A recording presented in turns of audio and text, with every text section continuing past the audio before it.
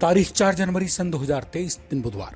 नमस्कार दोस्तों, TV 9 digital channel पर इस वक्त आप सुन रहे हैं अपना पसंदीदा प्रोग्राम पॉडकास्ट और मैं हूं आपका दोस्त बेबाक हम जुबान संजीव चौहान। आज दो टूक खरी खरी बात हिंदुस्तानी विदेश मंत्री एस जयशंकर की हाजिर जवाबी की। उस हाजिर जवाबी की बात जो अक्सर कर दिया करती है बड़े बड़ों की बोलती बंद। इस बार तो 7 समुद्र पार बैठे ही भारत के विदेश मंत्री ने यूक्रेन और रूस को लेकर सुनाई खरी खरी के जरिए जमाने भर के देशों को नसीहत दे डाली है, जो हमारी आपकी आने वाली पीढ़ियों के लिए किसी नजीर से कम साबित नहीं होगी। बीते करीब 10 महीने से यूक्रेन में जारी संघर्ष विराम पर रविवार को उन्होंने गहरी चिंता जताई। एस जयशंकर ने कहा है कि भारत दुनिया में शांति का पक्षकार जरूर है। रूस और यूक्रेन के बीच युद्ध की शुरुआत से ही भारत की कोशिश रही थी कि जंग को बातचीत के जरिए जल्द से जल्द बंद कर दिया जाए, क्योंकि भारत की नीति हमेशा कूटनीति के रास्ते पर ही चलने की रही है। मतभेदों को कभी भी कोई भी इस इंसानी दुनिया में हिंसा से सुलझा ही नहीं सका है, ना सुलझा सकता है।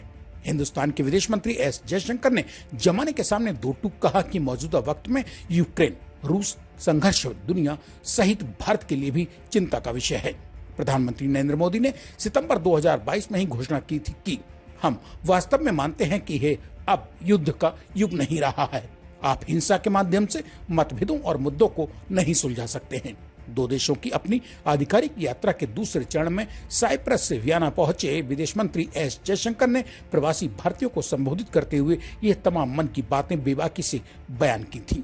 उन्होंने आगे कहा कि शुरू से ही हमारा प्रयास रूस और यूक्रेन से संवाद और कूटनीति पर लौटने का आग्रह करना रहा है। प्रधानमंत्री नरेंद्र मोदी ने खुद भी रूस के राष्ट्रपति व्लादिमीर पुतिन और यूक्रेन के राष्ट्रपति वोलोदिमीर जेलेंस्की के साथ कई अवसर पर बात की थी। मैंने यानी विदेश मंत्री एस जयशंकर ने खुद भी रूस और यूक्रेन में अपने सहयोगियों से कई दौर की बात की।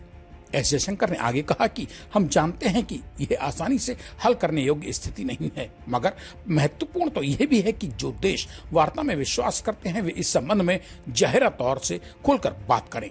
भारत शांति का हमेशा पक्षकार रहा है और आइंदा भी रहेगा। दुनिया का एक बड़ा हिस्सा हमारी यानी हिंदुस्तान की तरह ही सोचता है। इसी के साथ अब आज मुझे यानी अपने दोस्त संजीव चौहान को दीजिए इजाजत। गुरुवार रात मेरी लौट कर आने तक कीजिए इंतजार। तब तक के लिए नमस्कार। और हाँ दोस्त, जाते जाते कमेंट बॉक्स में अपने मन की बेबाक बात भी लिखते जाइए। साथ ही टीवी 9 डिजिटल चैनल को सब्सक्राइब भी तो करते जाइए, ताकि आइंदा कभी भी पॉडकास्ट की कोई कड़ी आपसे घर बैठे छूटने ही ना पाए।